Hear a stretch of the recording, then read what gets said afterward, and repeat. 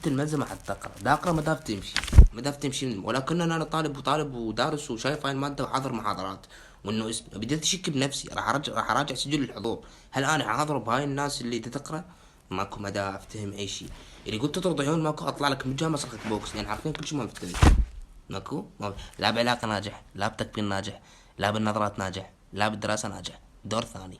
وتعرفون شو معنى دور ثاني؟ حار شهر التاسع وبس، هو بس هاي تكفي انه الدنيا حارة وانه انت تمتحن وان اوكي. فانا احاول انه الم الامور والم الشمل وانه انجح واقرا بدون دور ثاني، واتمنى انه ما اطلع دور ثاني.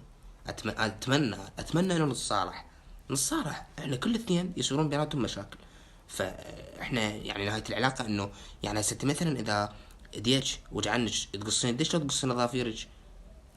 تقصين ما تقصين مو الملزمة ما طايقتني منكم لله.